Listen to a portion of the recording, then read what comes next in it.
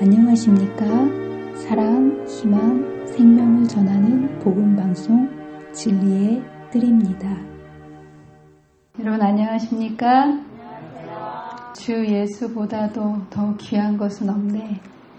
이 세상 부귀와 명예와 행복과 바꿀 수 없다고 생각하시고 말씀 앞으로 나오신 이 자리에 계신 분들과 또 방송으로 이 말씀을 듣고 계신 모든 분들에게 예수님 오시는 그날까지 주님의 동행하심이 함께해 주시기를 간절히 바랍니다.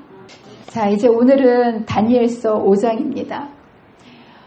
다니엘서 5장은 인간의 선택에 대한 정말 달라지는 두 운명을 보여주고 있습니다. 여러분들 다니엘서 5장에서는요, 전무후무했던 정말 영광스러웠던 국가였던 이제 바벨론이 멸망하게 됩니다. 그 당시에 최강의 국가였고요. 열국의 영광이었던 바벨론이었지만 참 하나님을 받아들이지 않았기 때문에 하나님께서는 여러 번의 기회를 통해서 참 하나님을 보여주지 않으셨습니까? 그럼에도 불구하고 이것을 무시하고 거절했을 때 결국 엄청난 난공불락이었던 바벨론 성이었지만 무너질 수밖에 없고 하룻밤에 전투도 없이 나라가 망해버린 거예요. 이런 바벨론의 운명이 되는 모습을 보게 됩니다.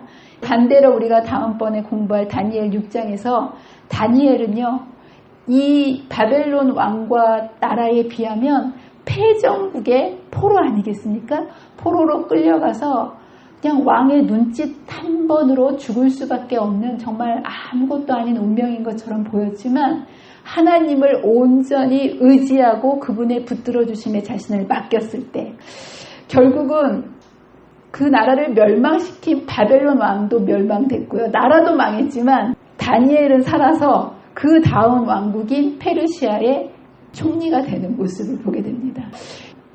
우리의 모습은요, 중요하지 않아요. 누구를 선택하느냐에 따라서 운명이 달라진다는 거. 그래서 오늘 이 바벨론 나라에 어떻게 이 영광스러운 나라가 멸망했는지 다니엘 5장은요, 잔치로 시작합니다. 굉장히 아이러니하죠. 그 엄청난 나라가 잔치로 시작되면서 그 호화롭고 성대한 잔치의 끝자락에 세상에서 가장 위대했던 바벨론 같은 나라는 전무후무한 나라예요. 지금도 그 나라를 따라갈 나라가 없습니다. 황금의 머리로 표현되지 않았습니까? 그런 엄청난 나라가 하루아침에 멸망해 나가는 모습을 우리가 공부해 보도록 하겠습니다.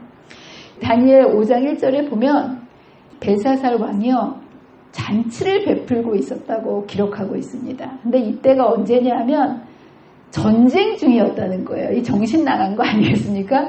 전쟁 중에 이렇게 큰 잔치를 베풀고 특별히 귀족 1000명들을 데려다가 그 앞에서 술을 마시니라 라는 이런 표현이 나옵니다.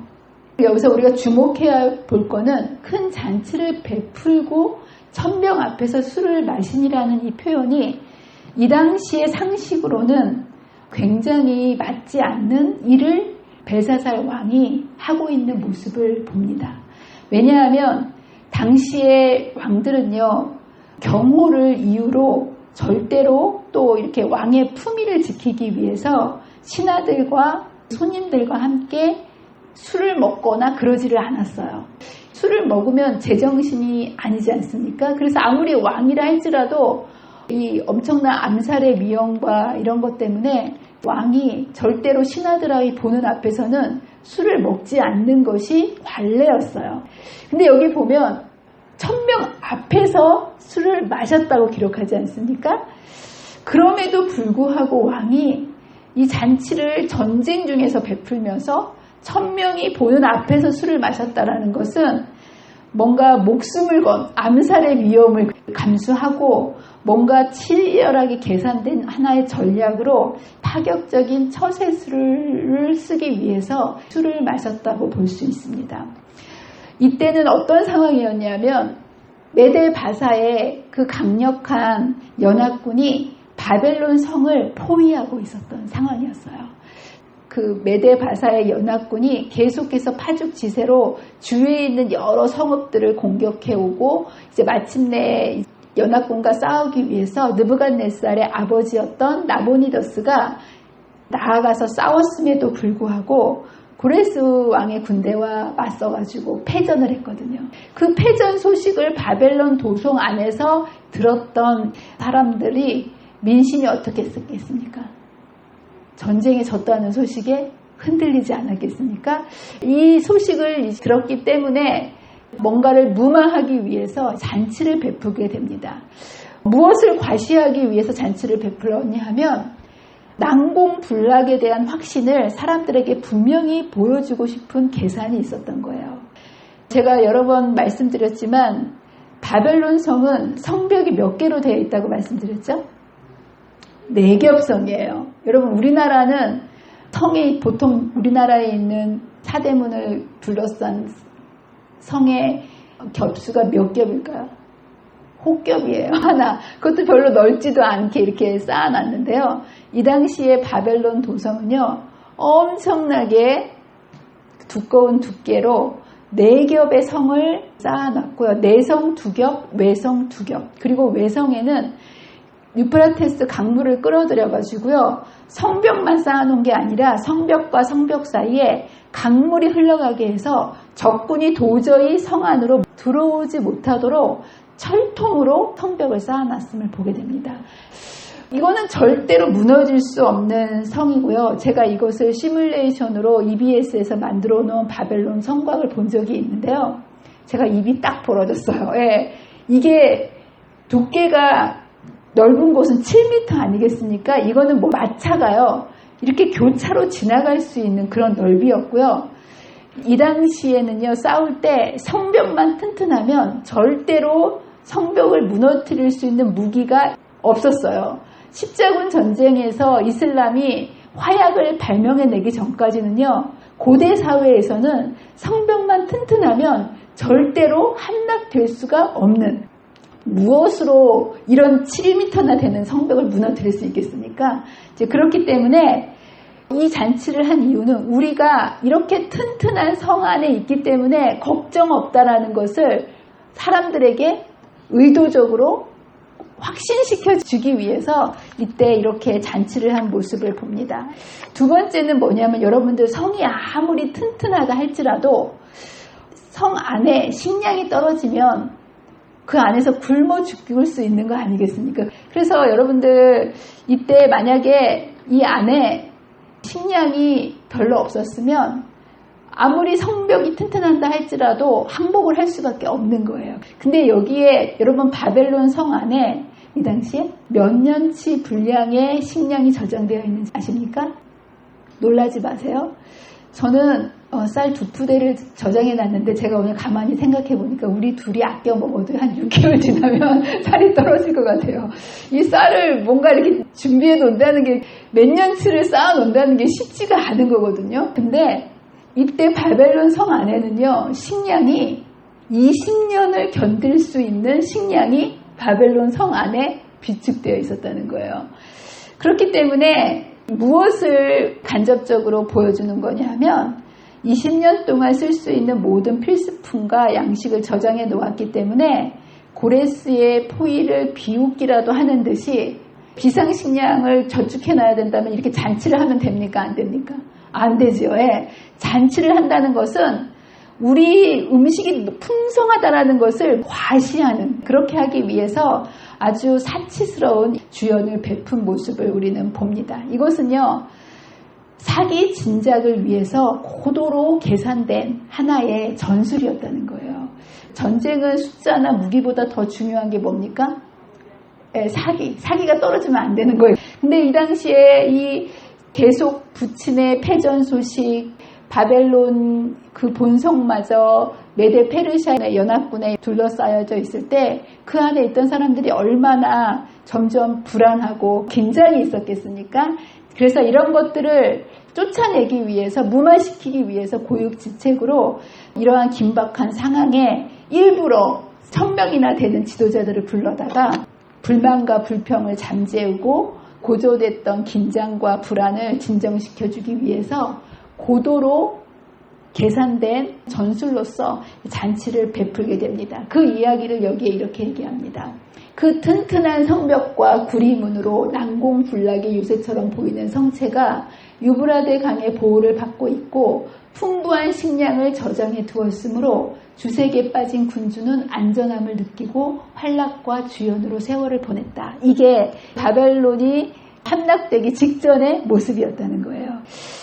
바벨론이 그렇다면 이렇게 풍성한 충분한 식량과 무너질 수 없는 성벽을 갖고 있었음에도 불구하고 멸망한 이유가 뭘까요?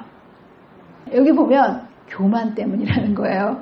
여러분, 바벨론 성이 부실해서 망한 것이 아니라는 거. 이거는 영적 바벨론도 마찬가지예요. 그렇지 않겠습니까? 여러분, 사람이 멸망한다면 부실하고 약해서 망하는 것이 아니라 사람도 뭐에서 망할까요? 교만에서 망한다는 거예요. 여러분, 사람은요, 하나님을 떠나서는 살 수 있는 존재입니까? 살 수 없는 존재입니까? 사람은요, 피조물들은요, 절대로 하나님을 떠나서 생존할 수 없습니다. 그래서 그거를 예수님께서 뭐라고 하셨냐면 포도나무의 비유를 떠내서 나는 포도나무고 너희는 가지다. 이거를 너무나 이해하기 쉽게 가르쳐 주신 거예요. 그러면서 이게 떨어져 나가면 죽을 수밖에 없지 않느냐. 너희가 나를 떠나서는 아무것도 할 수 없다. 살 수 없다라는 것을 너무나 분명하게 쉽게 포도나무 비유를 통해서 말씀해 주신 모습을 우리는 이제 볼 수 있습니다. 그래서 바벨론 성이 망한 이유는요. 하나님과 붙어있지 않고 교만 때문에. 교만이 뭡니까? 하나님 없어도 잘 살 수 있다. 그게 교만 아니겠습니까? 이 바벨론 성은 이것 때문에 망했다는 거예요. 그래서 여기 보면 이제 주연을 막 베풀고 있었을 때 그 잔치가 벌어졌던 홀 벽에서 손이 나옵니다. 그리고 그 손가락이 벽에다가 글을 쓰죠. 근데 그 와중에 그걸 읽고 해석할 수 있는 사람이 아무도 없었어요. 그럴 때 누가 또 불려옵니까? 이때 다니엘은 이미 정계를 은퇴하고 있었고 그랬음에도 불구하고 다니엘은 하나님을 두려워하는 사람이었기 때문에 이때 필요할 때 다니엘을 불러왔고 다니엘은 하나님께로부터 받은 그 왜 바벨론이 망할 수밖에 없는지에 대한 하나님께로부터 받은 메시지를 전혀 두려움 없이 왕 앞에 서서 전하게 됩니다. 그러면서 나라가 망하는 원인이 무엇 때문이라는 거예요? 여러분들 벨사살 왕은 느부갓네살이 교만했기 때문에 짐승이 되었고 또 하나님을 바라보았기 때문에 다시 회복되었다는 이 모든 과정을 알았을까요? 몰랐을까요?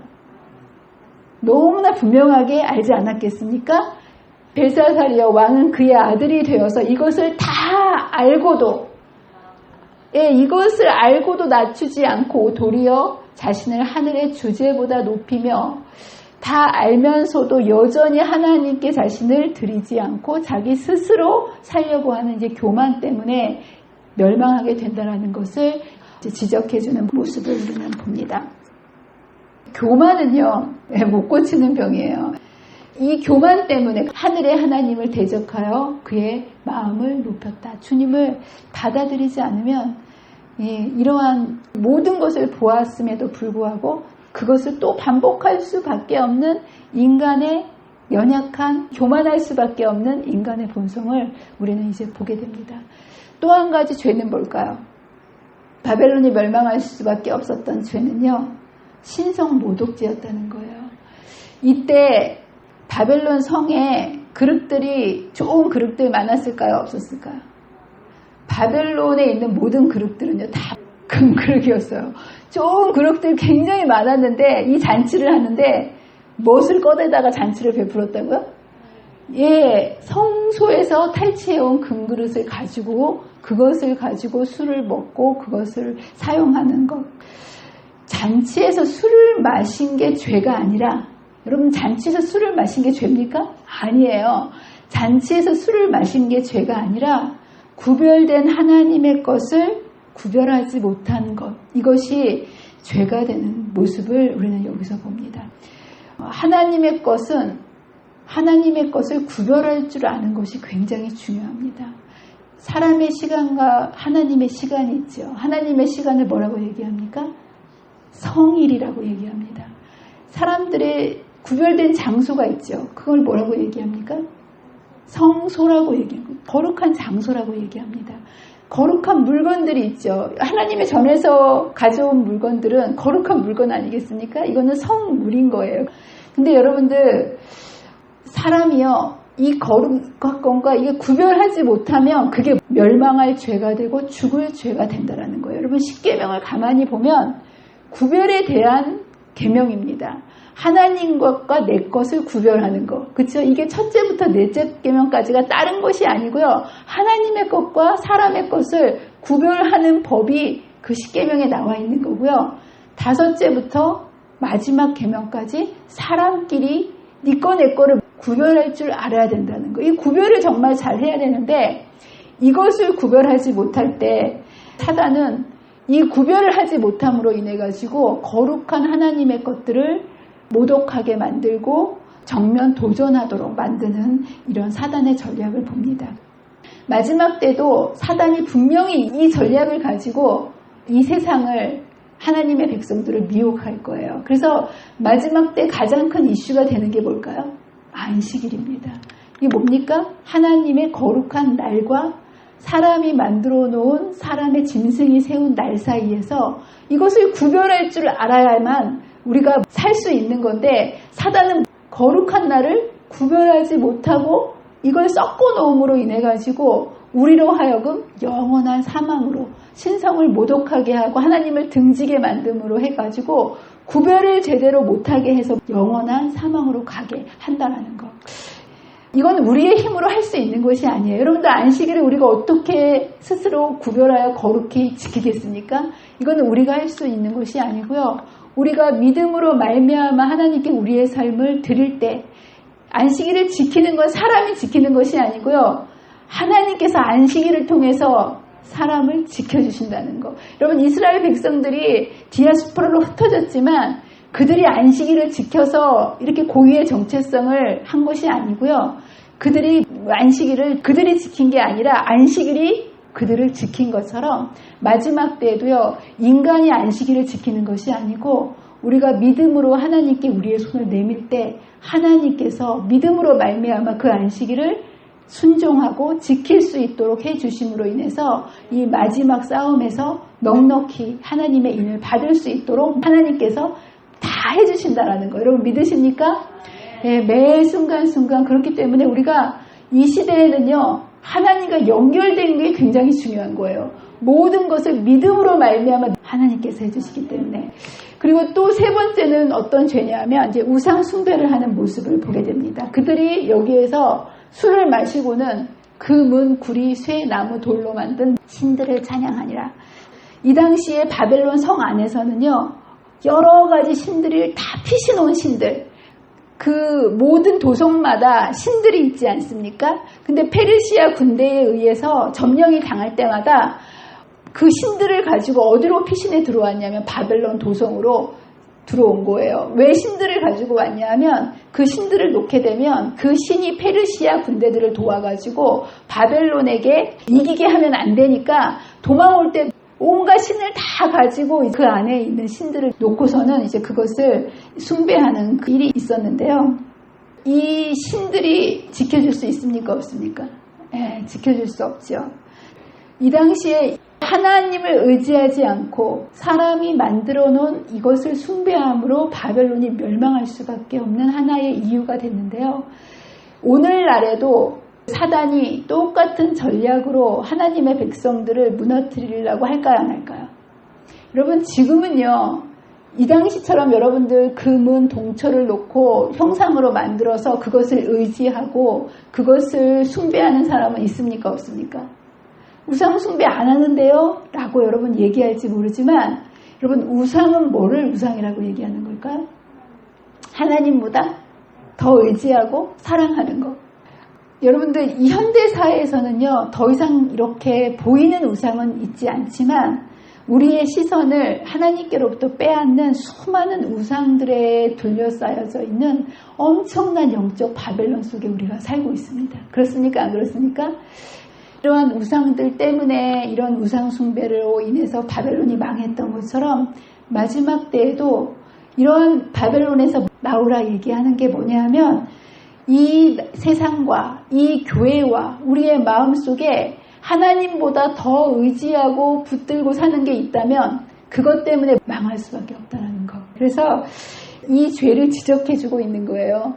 여러분의 삶 속에 알게 모르게 여러분의 시선을 끊임없이 붙잡게 하는, 집착하게 만드는 그런 우상들이 다 있지 않습니까? 여러분들 이것 때문에 망할 수밖에 없다는 거. 여러분들 이 우상을 놓기 위해서는요, 더 좋은 분인 예수님을 바라보고 붙잡게 돼요. 이것을 안 하려고 하시면요, 안 하려고 하실수록 사단은요, 집요하게 거기를 공격한다는 거예요. 여러분, 사람의 힘으로 우상을 내려놓을 수 없는 거예요. 우상으로부터 나올 수 없는 거예요. 이것도 누가 해주시는 겁니까? 예수님께서 해주신다는 거예요. 여러분들, 우리의 삶을 붙들고 우리의 시선을 빼앗는 것들을요, 하지 않으려고 발버둥 치면 칠수록 사단은 비웃기라도 하듯이 더욱더 우리를 그것을 의지하게 만들고 우리의 시선을 빼앗는다는 거예요. 절대로 그것과 싸우지 마세요. 우리는 이길 수 없어요. 그러나 여러분, 이것을 싸우려고 하는 대신에 우리의 마음으로 예수님을 바라보고 있는 모습 그대로를 계속 예수님께 나아가는 것. 이것을 통해서만이 우리가 영원한 멸망으로부터 안전하게 설 수 있다는 사실을 여러분 기억하시면서 예수님을 꼭 붙들게 되시는 저와 여러분이 되시기를 간절히 바랍니다. 네 번째는요. 그 죄 중에서 태만죄가 뭘까요? 교만죄하고 태만죄하고 뭐가 다를까요? 교만죄랑 태만죄 같을까요? 다를까요? 교만하면 태만하게 되는 거예요. 태만죄는 뭐냐면 알면서도 거절하는 게 태만이에요. 모든 기회를 주셨음에도 불구하고. 여러분들, 하나님께서는 인류를 구원하기 위해서 할 수 있는 모든 것을 다 주실까요? 다 주십니다. 그런데 그것을 뭐하지 않기 때문에 망한다는 거예요? 받지 않기 때문에. 하나님의 뜻을 알고 그 뜻을 이행해야 할 책임을 깨달을 수 있는 수많은 기회들이 그에게 주어졌다는 거예요. 어느 날 아침에 이렇게 멸망한 것이 아니고요. 끊임없이 하나님께서는 이 바벨론 나라에, 그리고 이 벨사살 왕에게 여러 상황을 통해서 기회들을 허락하신 것을 이야기합니다. 그런데 여기 보면 그에게 허락된 기회들을 낭비하였고 진리를 더욱더 충분히 알 수 있는 방법을 익히 알고 있었지만 이를 사용하는데 게을리하였다. 그래서 여러분들, 계속 이거예요. 이 벨사살은 그 조부의 경험을 옳게 이해하지 아니하였고 자기에게 또 매우 의미 깊은 사건들이 주는 경고에 뭐하지 않았다? 주의하지 않았다. 그래서 여러분들, 다니엘 4장에 느부갓네살이 경고를 받지 않았습니까? 그리고 다니엘 5장에 바벨론이 멸망했는데요. 하나님께서 이 벨사살 왕에게 기회를 주셨을 때 어느 정도의 시간과 기회들을 주셨을 것 같으세요? 4장과 5장은 얼마의 기간이 있을 것 같으세요? 놀라지 마세요. 4장과 5장은 한 장이지만 23년이라는 시간이 있었다는 거예요. 여러분들, 만약에 벨사살 왕에게 하나님께서 더 많은 시간을 주셨다면 벨사살 왕이 회개했을 것 같으세요? 안 했을 것 같으세요? 충분한 기회를 주신 거예요. 여러분, 23년이라는 세월 동안에 모든 기회를 하나님께서는 이 바벨론 나라의 1차전, 2차전, 3차전, 4차전을 통해서 참 하나님이 누구신지를 너무나 분명하게 의심하지 못하도록 온 천하에 이것을 보여주셨고 벨사살 왕에게 이것을 너무나 분명하게 가르쳐 주셨지만 이것을 마음에 두지 않고 주의하지 않았기 때문에 결국 망할 수밖에 없었다. 그래서 여러분들, 하나님의 백성들도요, 망할 때 왜 망할까요? 죄 때문에 망할까요? 빛이 없어서 망할까요? 아니라는 거예요. 하나님께서는요, 하나님의 백성을 구원하기에 넉넉한 모든 구원의 길과 빛을요, 충분하게 하나님의 백성에게 보여주시고 비춰주십니다. 그런데 그것을 주의하지 않고 받지 않고 태만하기 때문에 여기 그 얘기를 얘기하는 거예요. 사람의 심령이 파괴당하는 것은 항거하기 때문에 뿐만 아니라 등한히함에 의해서도 그렇게 된다. 흑암의 왕국의 통치를 받기 위하여 일부러 그것을 섬기기로 선택할 필요는 없다. 빛의 왕국과 관계를 맺는 것을 등한히, 그래서 여러분들 사람이 망하는 이유가요, 등한히 할 때 너무 안타깝지 않습니까? 여러분이 나중에 핑계 댈 게 없으실 거예요. 여러분들 바벨론이 망한 것은 약하고 악 때문에 망한 것이 아니고 하나님이 주신 기회들을 등한시했기 때문인데요. 저는요, 마지막 때 재림교인들이 하늘에 못 가면 세상에서 가장 불쌍한 사람들이라고 생각합니다. 왜 그럴까요? 가장 많은 빛을 받은 사람인데, 이렇게 많은 빛을 받았음에도 불구하고 이 빛을, 이것을 소중하게 여기고 이 빛을 우리가 받아들이지 않고 등한히 여기고 이것을 거절하고 무시하게 되면 우리가 연약하기 때문에, 죄 때문에 망하는 게 아니라 이것을 무시했기 때문에, 기회를 잡지 않았기 때문에 멸망할 수밖에 없다라는 것. 오늘 내게 주시는 기회들과 오늘 내게 주시는 빛들을 내가 겸손한 마음으로 마음의 문을 열고 받아들이는 것은 여러분의 영원한 운명을 결정하는데 정말 중요하다는 것을 꼭 기억하게 되시기를 바랍니다. 그래서 메네메네 데게 우바루신이라고 써여 있는데, 이것은 번역하면 달아보니까 부족하다. 위대한 나라였던 벨사살 왕은요, 많이 배웠을까요? 많이 배웠을 거예요. 많이 가졌을까요? 많이 가졌을 거예요. 그랬는데도 달아보니까 부족하다는 거예요. 여러분을 달아보면 여러분은 넉넉하실 것 같으세요? 그 당시에 최고로 위대한 나라의 왕이었던 바벨론 왕인 이 벨사살 왕도 달아서 부족하다면 저와 여러분은 말할 것도 없지 않겠습니까? 모든 죄인은요, 달아보면 다 부족합니다. 하나님을 대적하고 하나님께로부터 스스로 분리된 자들은요, 다 부족하게 될 수밖에 없어요. 이 부족함은요, 인간의 노력하고 보충하고 채울 수 있는 것이 아니고요, 오직 예수님을 모실 때만이 채워질 수 있다는 것. 하나님께 대한 신앙을 갖지 않으면 그 부족함은 인간이 무엇을 해도 채워질 수 없어요. 그러나 우리가 아무리 부족하고 연약하더라 할지라도 예수님을 우리의 마음 가운데 모신다면 그 부족함은 넉넉히 채워진다는 거. 너무 감사하죠. 우리 어떠함하고는 상관없어요. 우리가 오직 예수님이 우리의 마음 가운데 개인의 구주로 영접할 때 우리가 달아보면 넉넉하게 하나님께서 인정해 주신다는 거. 그 이야기를 이렇게 얘기하고 있습니다. 열국의 역사는 오늘날 우리에게 말하고 있다. 지금도 역시 하나님께서는 개개인의 삶을 저울로 달아보고 계십니다. 모든 사람들 속에 개인의 이 자리를 이렇게 주시고 달아보시는데 하나님의 수중에 있는 추로 시험을 받고 있다. 여러분 개개인을요 달아보십니다. 그런데 여러분의 운명이 여러분의 노력과 여러분의 선행과 그런 걸로 갈려지는 것이 아니고 선택이 중요하다는 거예요.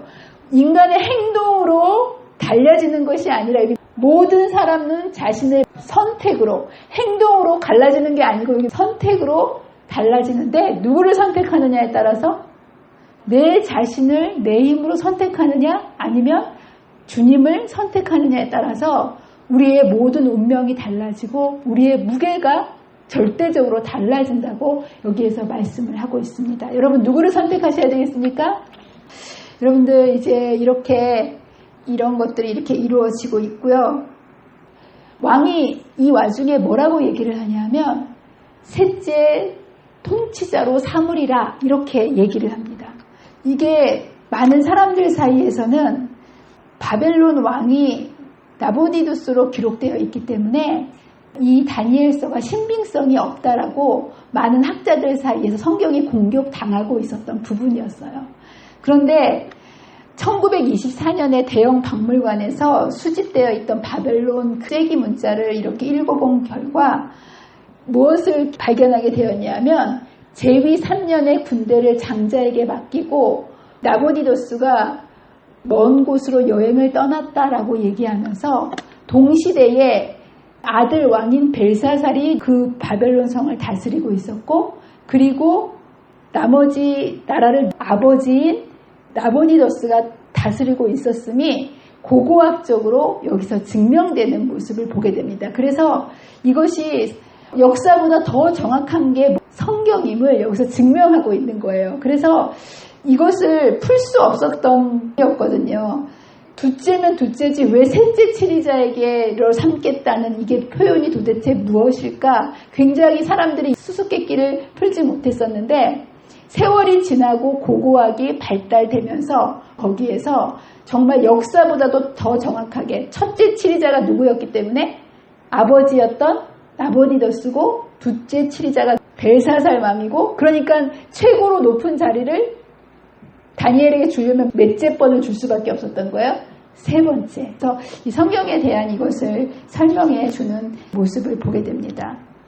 오늘 여기까지 시간이 더 있으면 이걸 끝내려고 그랬었는데 오늘 여기까지 우리가 공부를 하면서 우리는요 끊임없이 이 두 가지의 선택 사이에서 우리의 운명이 저울질 당하고 있다라는 사실 오늘 여러분 기억하시면서 여러분 자신을 의지하지 마시고 우리의 모든 것을 책임져 주시고 우리의 인생을 붙들어 주실 주님께 우리의 삶을 온전히 맡김으로써 아무리 강한 성이라 할지라도 하나님과 분리되었을 때 하룻밤 사이에 멸망할 수밖에 없지 않았습니까?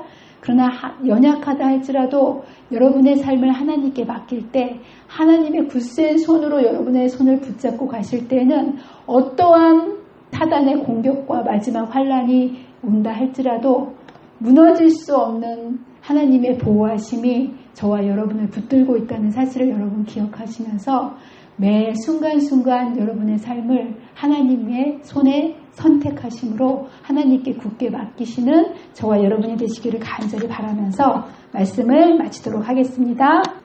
기도하겠습니다.